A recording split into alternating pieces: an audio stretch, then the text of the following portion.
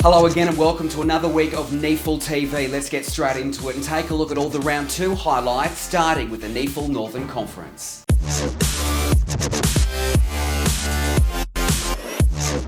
Ainsley was already riding a wave of emotion with new recruit Shaney Stiller running on a day after his wife gave birth to their first child. Added motivation for the side with the week-long build-up focusing on not losing at home. The Northern Territory Thunder did that last week and didn't want to record 2 losses in a row, still missing a host of names with injury. The hot spot, here they come, done, yes! 2 on the board in 4 minutes for the Thunder. In a high-scoring first term, Ainsley cracked the half-century. The Thunder's Darren Ewing was making noise up forward, causing problems for Ainsley's defenders, booting a game-high 7 goals. Time Ewing, good body work, took the mark, kicked the goal, that's it. Brendan Forbes gave the home side the spark they needed with this ripper. What a kick, what a player, what a mighty man, he's got the Hornets back in front. An 11-point lead in the final term, the clash was on track for a grandstand finish. It was anything but. Stiller, with this strong grab in the goal square during the early stages of the final term, set the tone. Ryan Matthews showed off his bag of tricks, putting the result within doubt. What a goal! The goals continued, 7 of them in the last term. Matt Nickerson getting his second in style. From the boundary, Matt Nickerson, don't tell me, it is a goal! What a goal! James Nellis had 4 next to his name, getting his team in the winner's circle for the first time this year.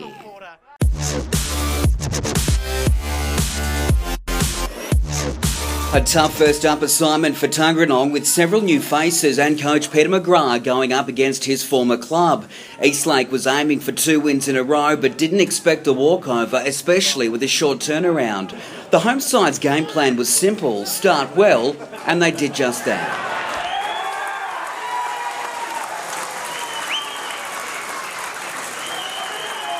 Tuggeranong's strong start continued as the game wore on. Eastlake left stunned. Foot by name, boot by nature, new recruit Jacob Foot kicked this crowd pleaser.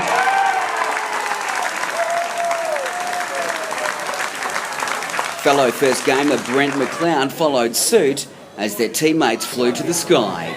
Eastlake could only split the middle once in the second term, down at the major break by 34 points. The brown and gold didn't lose any intensity, their defence matching it with last year's finalists. The Demons unable to find a multiple goal kicker. Ben Simons capped off the night.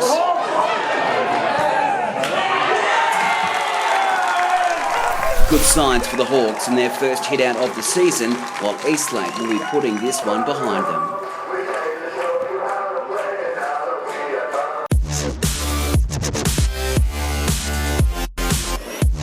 A tale of 2 Tigers with different results in the first round. Queanbeyan was on the board with the win. Labrador weren't as lucky in their opening clash, looking to make amends against the reigning Eastern Conference premiers. The start was tight, both teams scrambling for possession. The scorers weren't being overworked. A 14 points to 10 lead in the first quarter for the visitors.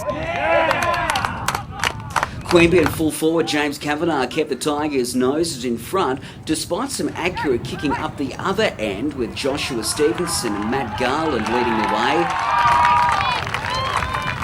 The home side hit the front in the third quarter, kicking clear to a handy 11-point lead heading into the last term. Reigning Eastern Conference Queanbeyan best and fairest Kane Stevens once again proved a handful. He finished the day with 4 majors, well complemented with Kavanagh's 5. It proved the difference in the end, with the Tigers of the Queanbeyan variety getting home, securing their second win in a row, remaining unbeaten this season. Toby Conroy and Ben King showed promising signs, a crucial ingredient as they aim for back-to-back Eastern Conference flags.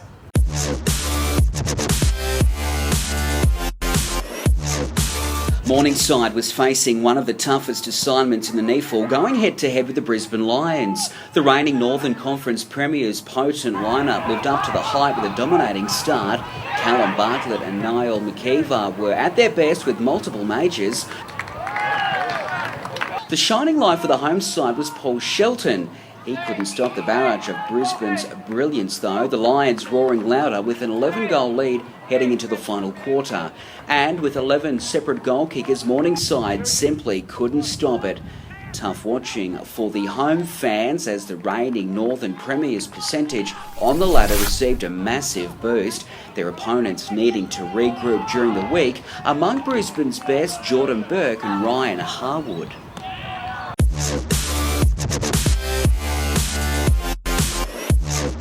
Fresh off the heartbreak of losing their first game after the siren against Queanbeyan last week, a fired-up Ainsley had even more determination to take the points, with Marcus Crook celebrating his 100th game at the club. In their way, the Sydney Hills Eagles, under new player coach Mark Dragicevic, and new names including former AFL star Eamon Buchanan and Eugene Kruger, formerly of the Swans reserves. But it was a familiar face who got the scoring underway. And that is a very nice way to start for the Hills Eagles. They're on the board with the first. Jamie Vladko with the first of the day before the Tricolours stepped up a gear. Josh Bennett booting multiple goals, making his presence felt up forward and on the scoreboard. Absolutely, no mistake. Stephen Pollock got some hang time trying to spark his teammates. Oh, nice! Good mark.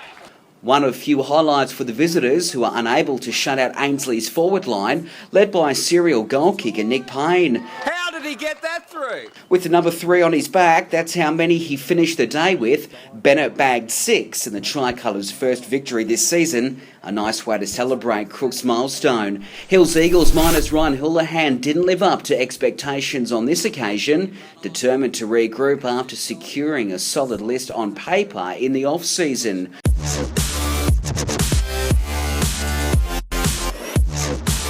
Two late replacements for the Gold Coast Suns soured their preparations, with Danny Stanley and Kyle Horsley both forced to sit this one out. Jack Martin getting the call-up from coaching staff to make his debut. Fresh talent for Mount Gravatt as well, 2 debutants given the message to take the game on. The Suns' start from the opening bounce was sensational, a training drill of sorts, keeping their opponents goalless in the first quarter. Joshua Hall and Tom Nichols kicked 7 goals between them. As the game went on, so did the margin in favour of the Suns. The visitors only had 4 goal kickers for the day, with Reece Estill managing 2. The Suns shining on a tough day for Mount Gravatt, with the home side praising the efforts of the debutant Jack Martin. He kicked 2 on his first outing. Jeremy Taylor and Tom Nichols also got the nod from the Suns coach's box for their efforts on a tough day for Mount Gravatt.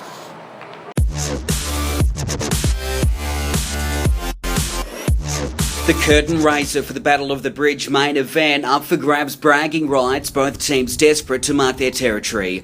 Both teams taking to the field for the first time this season, the last year's grand finalists hungry to start their campaign on the right note.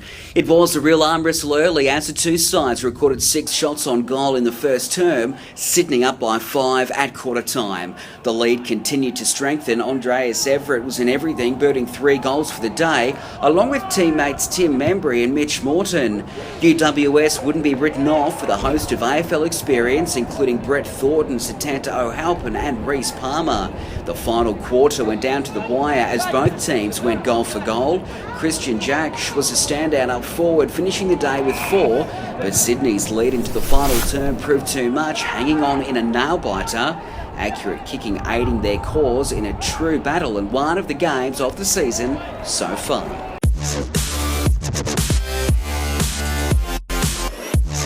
Back-to-back home games for Belconnen, desperate to notch up their first win at the Nest. A confident Sydney University wanted to spoil the occasion but stayed within touch during a high-scoring opening term.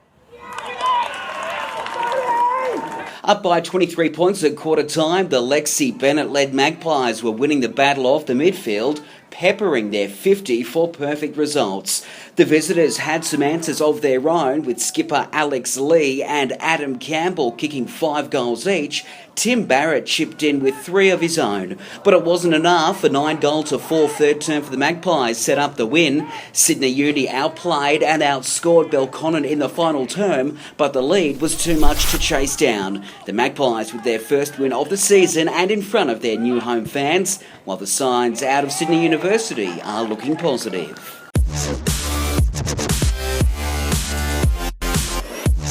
Josh Milani and Josh Baxter stole the show in front of goal for Southport. As Baxter slots a beautiful kick. Limited possession didn't help the Bombers' cause, only bagging one goal in the opening term. Might have got on the left foot. The kick came around the corner. It's a goal. It's a goal to Salter. Daniel Wise had a mountain of touches. Redland needed answers quickly to stop the flow of possession inside 50. And Baxter he marks 40 metres out on a 45-degree angle. A commanding lead into the final term, Southport didn't want to drop their guard, instead told to go on with it. And that they Daniel did. from the pocket has a flying shot on goal. Oh, don't tell me he's got it. What a goal. 8 different goal kickers for the home side, more than Redland's final tally of 5. Some good signs though, with Daniel Zufer again one of the best on ground for the second week in a row. A 4-goal-to-1 final term sealing the deal for the Sharks, lapping up the atmosphere in front of their home fans in the best possible fashion. 16-12-108, the Sharks defeat the Bombers 5-10-40 here at Fankhauser Reserve on the Gold Coast. To the ladder, and it's Southport who remain unbeaten and on top after 2 rounds in the Northern Conference. The Gold Coast, Brisbane, Aspley and Broadbeach round out the top 5. Queanbeyan holds top spot in the Eastern Conference with the Tuggeranong Hawks in second place after their solid win. Last year's finalists, Ainsley, Eastlake and the Swans follow. This week, Sydney play host to the Suns. The Giants head to Brisbane. Ainsley is looking for back-to-back wins at home when they meet Morningside. Hills Eagles and Sydney Uni do battle on Saturday night. Queanbeyan hosts Eastlake on Sunday. Mount Gravatt head to the top end to play the Thunder, and Broadbeach hosts Southport. Aspley, Redland and Labrador all have byes. For more details, head to NEAFL.com.au. See you next week for another round of NEAFL TV.